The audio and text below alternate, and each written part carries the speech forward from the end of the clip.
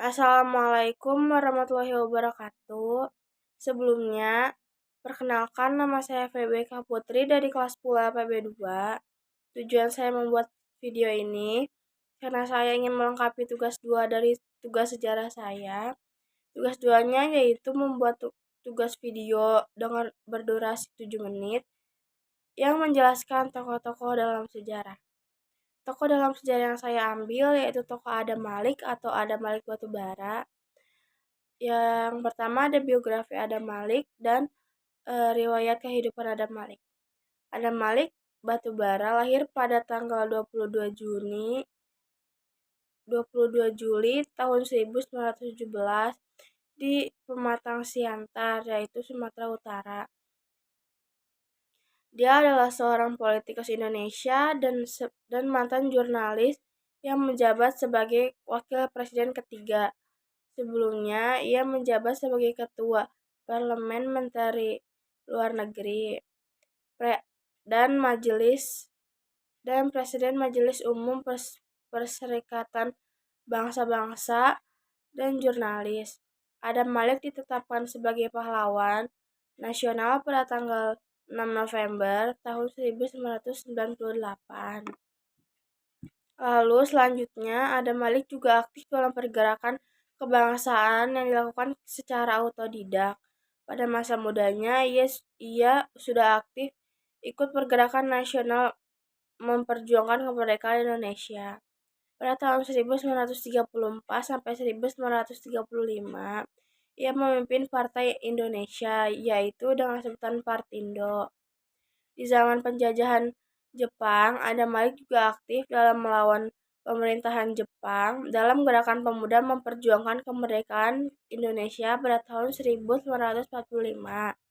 Menjadi anggota pimpinan gerakan pemuda untuk persiapan kemerdekaan Indonesia di Jakarta menjelang 17 Agustus 1945 bersama Sukarin, Khairul Saleh, dan Dwi Kana.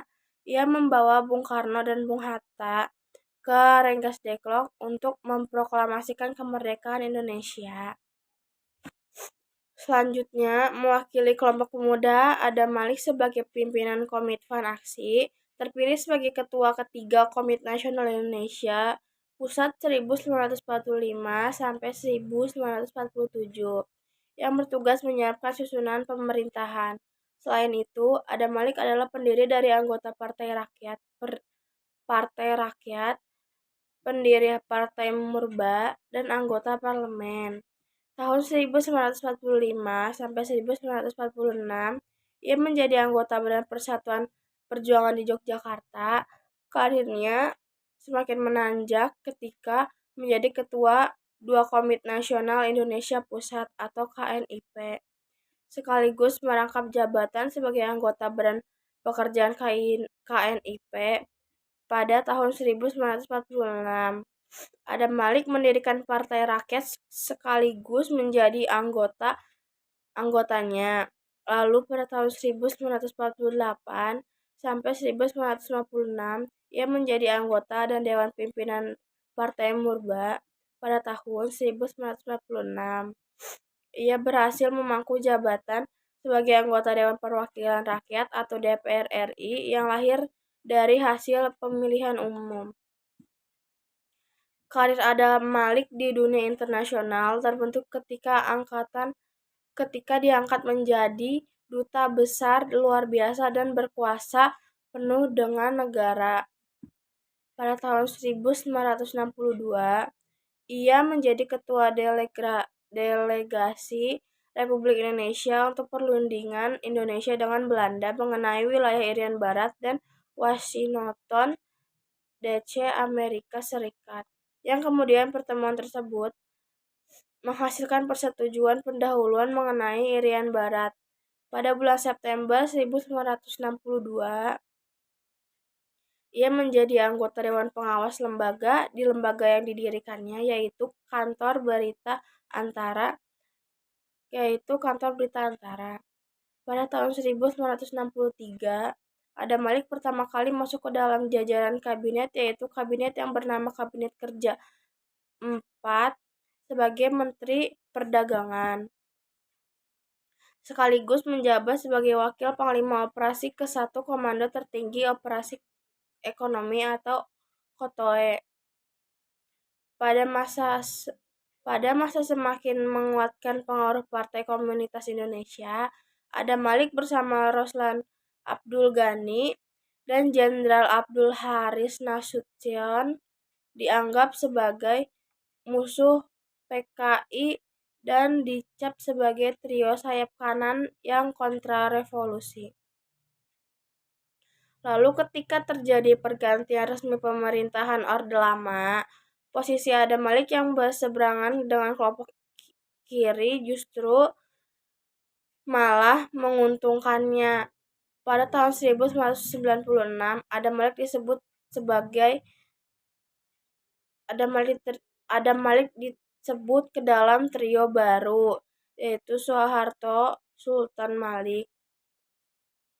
Pada tahun yang sama, lewat televisi ia menyatakan keluar dari Partai Murba karena pendirian Partai Murba yang menentang masuknya modal asing. 4 tahun kemudian ia bergabung dengan Golkar. Pada tahun 1964, ia mengemban tanggung jawab sebagai Ketua Delegasi untuk Komisi Perdagangan dan Pembangunan di PBB. Pada tahun 1996, karirnya semakin gemilang. Ketika menjabat sebagai Wakil Perdana Menteri II atau Waperdam II, sekaligus sebagai Menteri Luar Negeri Republik Indonesia di Kabinet Dwi Kora II.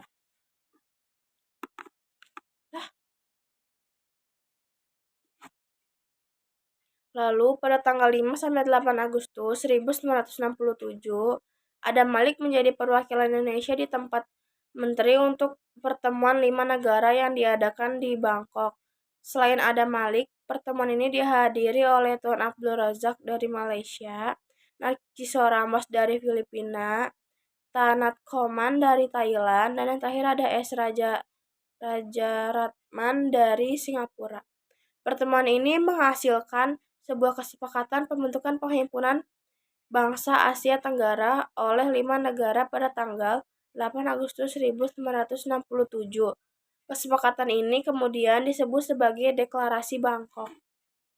Lalu yang terakhir, sebagai seorang diplomat, wartawan, bahkan birokrat, Adam Malik sering mengatakan semua bisa diatur. Sebagai diplomat, ia memang dikenal selalu mempunyai 1001 jawaban atas segala macam pertanyaan dan permasalahan yang dihadapi kepadanya.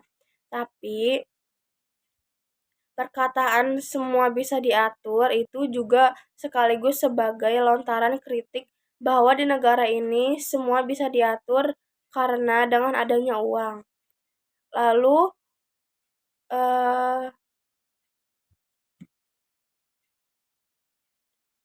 Lalu akhir perjalanan Adam Malik yaitu setelah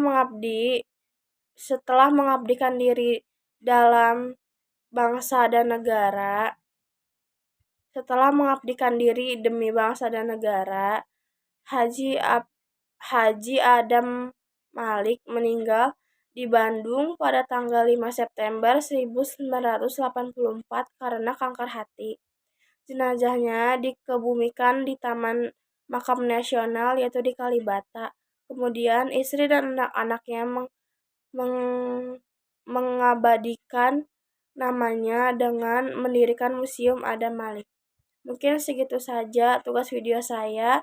Kurang lebihnya mohon dimaafkan. Wassalamualaikum warahmatullahi wabarakatuh.